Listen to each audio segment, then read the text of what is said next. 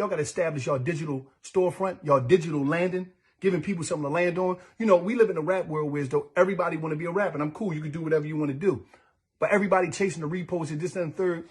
You know, like I told one brother, I was DMing him back and forth. We got on the phone, I talked to him. He said, well, damn, you know, you're trying to get a repost and your page is private, bro. You got 2 posts on your page. And then when you open your page, you let me see it. You ain't had nothing on your page. It had nothing to do with you being a rapper, you trying to get on, or you trying to do anything.